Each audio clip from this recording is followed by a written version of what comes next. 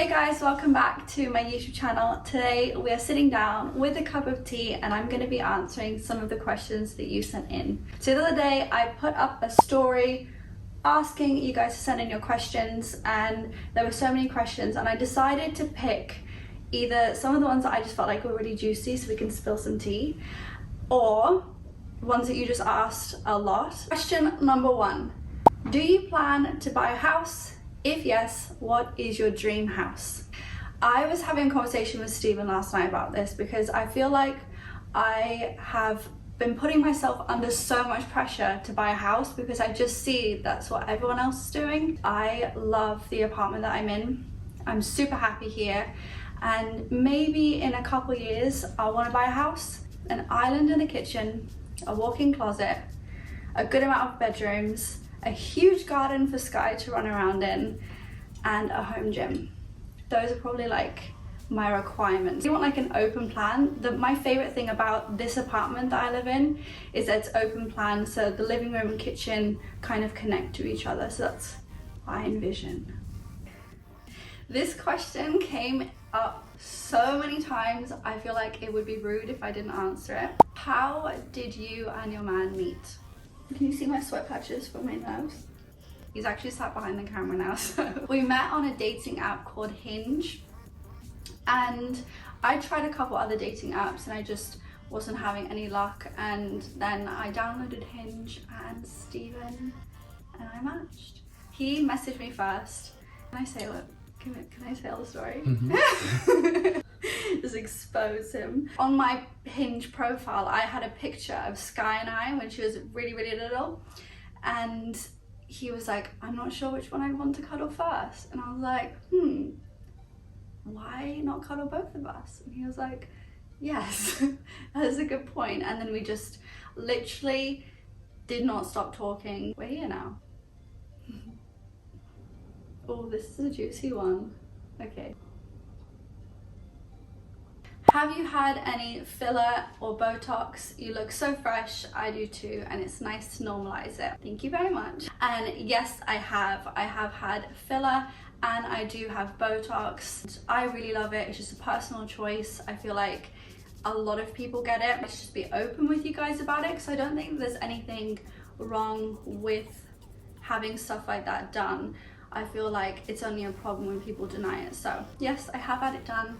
I will keep having it done. It's something that I just really enjoy doing for myself. Next question. Why do you lock your dog in a cage at night? My decision to have a crate for Sky is based on a lot of research I did before getting her, and it mainly comes down to her safety and her well-being. Really wanted to make sure that when I'm asleep or when I'm not in the house, that she is 100% safe. And I feel like with puppies, like they chew things, they get into things. I mean, she will chew whatever she can because she's been teething. So the last thing that I wanted to do is to go out of the house and just be worried that she's gonna jump onto something, fall off of it, hurt herself. Also, honestly, she loves her crate. She takes herself in there in the day to have a nap. It's really, really hyper. She knows that she can go in there, she can calm herself. It's just one of those things where I feel like it helps her understand that that is absolutely 100% hers. Like, she owns that. That is her space. It's her safe space. And I feel really, really good knowing that when I'm asleep or when I'm going to the gym or I have a meeting or I'm going somewhere that I can't take her, that she's going to be okay. All right, getting into the next question. How do you fight negativity? I'm going to be honest with you. Sometimes I feel like I think I'm too sensitive for social media sometimes. I've been doing this for like probably 7 years now. I still get upset sometimes. Like, I am a sensitive person, and I think sometimes, you know, little things can get on top of you and they can get too much. Having a really, really good support system and having people that I can talk to and confide in and just be like, oh, this sucks, has helped me so much. When someone's being nasty or unkind or projecting, it's usually because they don't feel that great in themselves. Personally, if I feel some kind of way about someone, it's got everything to do with me. So I just try and look at it and flip it from that perspective. Like, they must be in quite a dark place to want to pull someone back down. I love this question because I think it ties into sort of a shift that I've been going through. And someone asked, why did you stop doing yoga? I haven't stopped doing yoga. I absolutely love my practice. I've just evolved in a way that it's not the only thing that I do anymore. That is one of the things that I think I struggled with internally, is what would people think when I started doing more fitness and doing a little bit less yoga and balancing the two. And then I realized, like, it's not about anyone else, it's about doing what feels right for me and doing the things that I really enjoy. Yoga is still very much part of that. I just feel like I've expanded and really found a few different things that spark joy. Come here, baby. Yeah, make space. Come here, baby. Hello, my girl. No fighting. Thank you. No, stay here. Oh no, rejection. Tell us 5 random facts about you.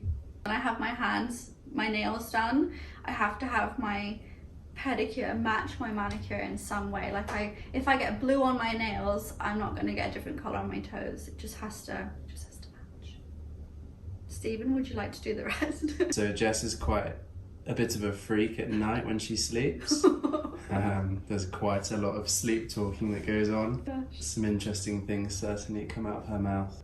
I feel like I see spirits sometimes in my sleep. But you see spirits and then I tell you to go back to sleep and you go back to sleep, and then I'm left awake wondering if there are actually spirits in the room, but Jess just dozes straight off back to sleep.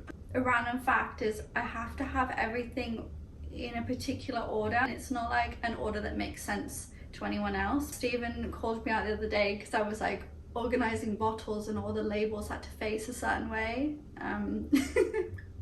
Otherwise it bugs me. We need 2 more. These are just like weird facts about me. I cannot have fruit in my desserts. Like, I'm warming up to apple crumble. Usually, like, I think having, and I like pavlova, but having, let's say, a blueberry cheesecake or a lemon drizzle cake, that does not appeal to me at all.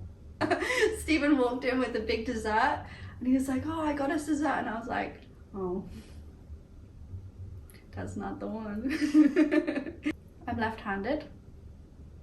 It's so boring. Yeah, I'm left-handed. But then, like, I do lots with my right foot. I'm really good at kicking a ball. Steve was like, no, go Sky would disagree as well. We've lost a few balls to the hedge.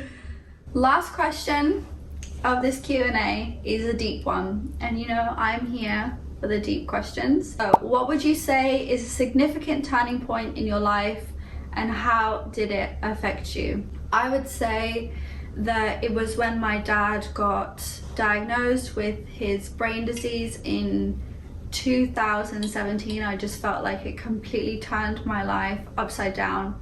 As hard as it was, it really made me see things differently and prioritize things differently. It just shifts your perspective on absolutely everything. Things that I thought once really mattered don't. The little things, I feel like, actually became the big things. I feel like I'm just much more, I don't know what the word is I'm looking for. Just grateful for the smaller things and just spending time with family and just being around people that I love and that I care about. Just not wasting as much energy on things that aren't good for me. I think that's it. Okay, that is it for the Q&A. I hope you guys like this video. Don't forget to give it a thumbs up and subscribe to my channel so that you never miss a video, since I am being consistent now, thanks to Stephen. Anyway guys, I'll see you guys on Instagram